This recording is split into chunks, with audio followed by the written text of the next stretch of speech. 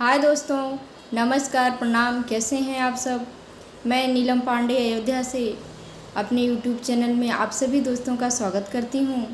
आज मैं फिर से आप लोगों के बीच में एक बहुत ही प्यारा सा गारी गीत लेके आई हूं। देखिए, श्री रामचंद्र भगवान जी हैं, वो अपने ससुराल जा रहे हैं, जनकपुर जा रहे हैं और अपने सवारी, अपने वाहन को, अपने घोड़े को बहुत ही प्यार से सजा रहे हैं और अपने भाइयों के साथ ससुराल जा रहे हैं। देखिए, वो जनकपुर पहुंचते हैं तो उनका स्वागत कैसे होता है। आइए इस गारी गीत के माध्यम से सुनते हैं। प्लीज़ अगर हमारी यह अवधी गारी आप लोगों को पसंद आए तो चैनल को सब्सक्राइब कीजिएगा, वीडियो को लाइक कीजिएगा, शेयर कीजिएगा, प्यारा सा कमेंट ज़रूर दीजिएगा।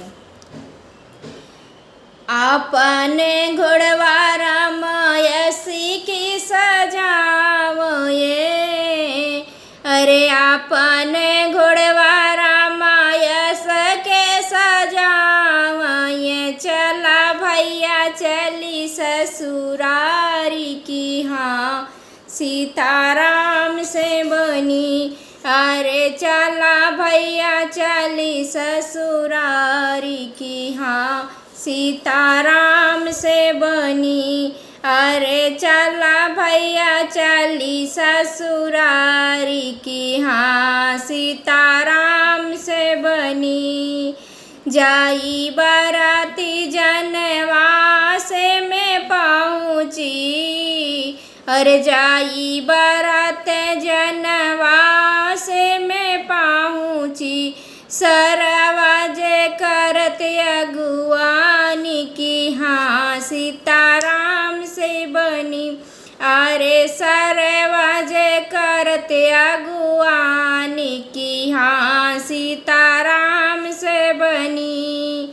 आपने घोड़वा रामयसी की सजाओ ये, अरे आपने घोड़वा रामयसी की सजाओ ये, चला भैया चली ससुरारी की, हाँ सीताराम से बनी, अरे चला भैया चली ससुरारी की, हाँ सीताराम से बनी। जाई बाराती दुआरे बापे पहुँची हो, अरे जाई बारात दुआरे बापे पहुँची, सासू जी ने आरती उतारी की, हाँ सीताराम से बनी, अरे सासू जी ने आरती उतारी की, हाँ सीताराम से बनी। आपने घोड़वा रामयसी के सजाओ ये, अरे आपने घोड़वा रामयसी के सजाओ ये, चला भैया चली ससुरारी की, हाँ सीताराम से बनी। चढ़ते अटरिया गिरी रामा करू मलिया हो, अरे चढ़ते अटरिया गिरी रामा करू मलिया, अरे सीता जी लिया थी उठाई की, हाँ सीताराम से बनी, अरे सीता जी लिया थी उठाई की, हाँ सीताराम से बनी।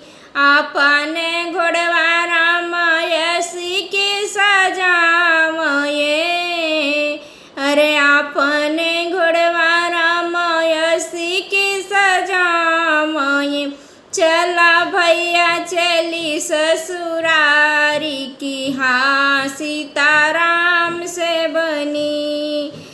राम के रूमलिया सीता सखियाँ देखावा ये, अरे रामा के रूमलिया सीता सखियाँ देखावा ये, अरे सब सखियाँ रहे मुस्काई की, हाँ सीताराम से बनी, अरे सब सखियाँ रहे मुस्काई की, हाँ सीताराम से बनी। अपने घोड़वा रामायसी के सजावये।